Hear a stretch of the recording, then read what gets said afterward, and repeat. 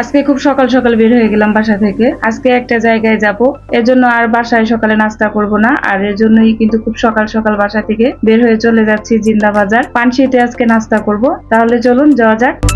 এখন সকাল 7টা বাজে, আর আজকে এত রোদ, এত সকালে গাড়ি পাওয়া সম্ভব হয় না, যদিও এখন স্কুল টাইম।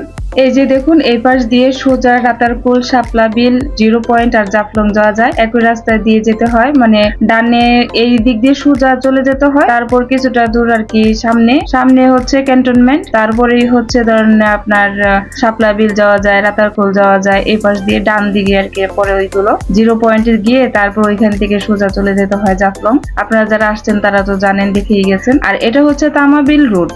সবচেয়ে বড় মজার কথা হচ্ছে যে আমার বাসা থেকে জাফলং এর পাহাড়ের কিছুটা অংশ দেখা যায়। সবসময় দেখা যায় না, তবে মাঝে মাঝে দেখা যায়। আর যখন আকাশটা পরিষ্কার থাকে, যেদিন বেশি রোদ ওঠে সেদিন দেখা যায়। আর দেখুন, স্কুলের বাচ্চারা যাচ্ছে। এদিক দিয়ে ক্যান্টনমেন্টে যাওয়া যায়, 5 টাকা করে ভাড়া লাগে। তারপরেও স্কুলের গাড়ি আছে, বাচ্চাদেরকে এসে নিয়ে যায়।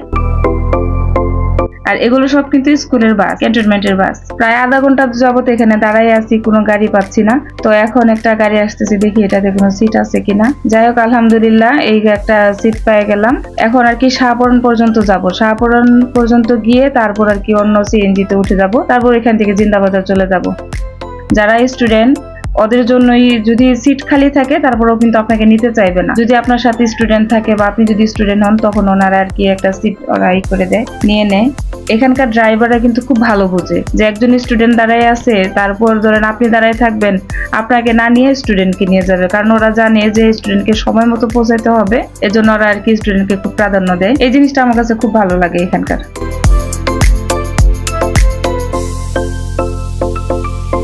আর এটা হচ্ছে বন্দর।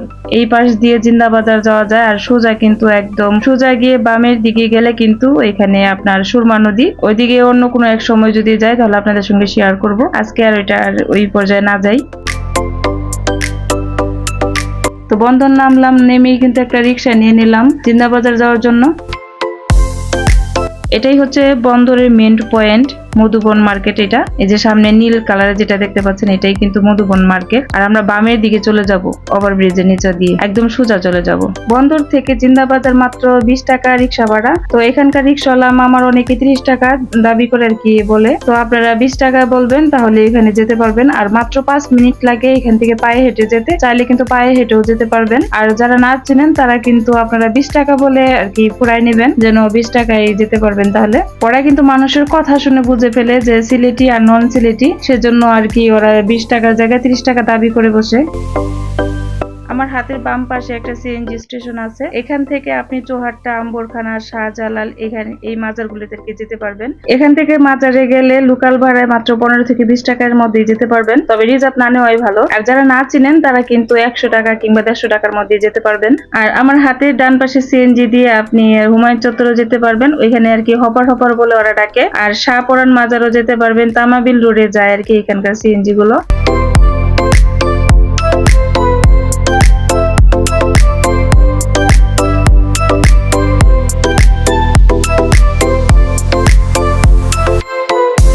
আর মাত্র 2 মিনিট লাগবে পানশিতে যেতে। তো ফাইনালি চলে আসলাম পানশিতে। এখন আমরা আর কি খুব তাড়াতাড়ি করে নাস্তাটা করে তারপর আর কি বের হয়ে যাব।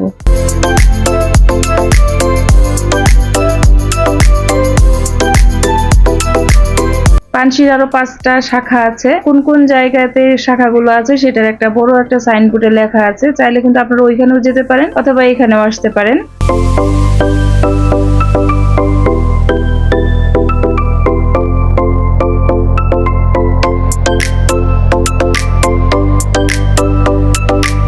তো এই সিটটা পছন্দ করলাম, এখানে আমরা বসবো, বসে নাস্তা করব। আর আমি প্রথমে আগে হাতটা ধুয়ে আসি, তারপর আর কি খাবো। ওদেরকে খাবারটা অর্ডার করে দিয়েছি।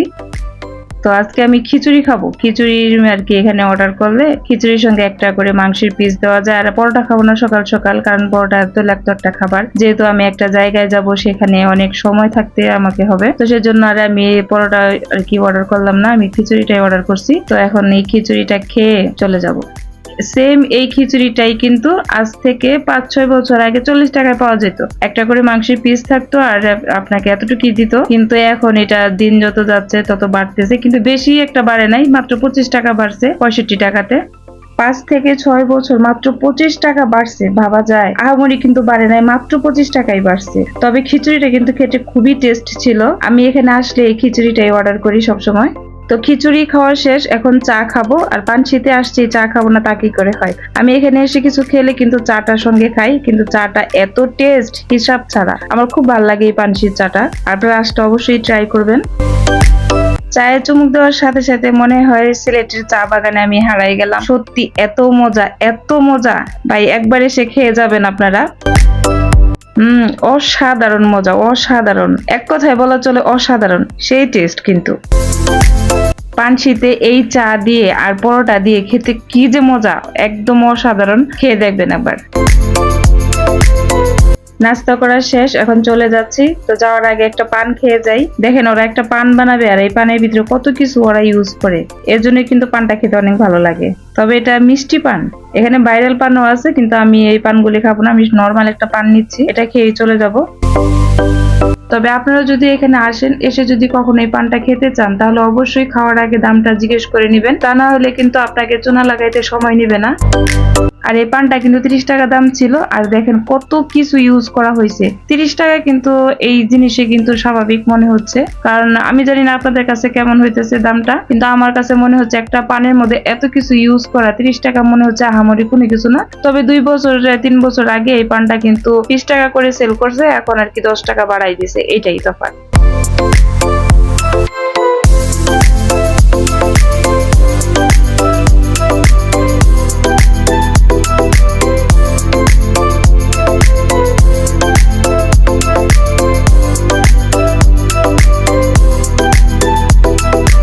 দেখুন একটা পানের মধ্যে কত কিছু ইউজ করে এই মামারা, 30 টাকা নিতেই পারে।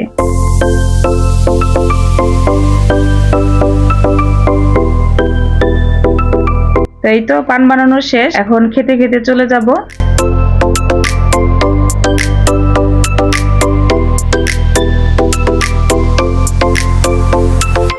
আর পানশির পাশেই আপনারা দেখতে পাবেন হাসান রাজার স্মৃতিসৌধ, এই মিউজিয়াম। যদি কখনো এখানে আসা হয় তাহলে অবশ্যই আপনাদের সাথে ভিডিও আকারে শেয়ার করব।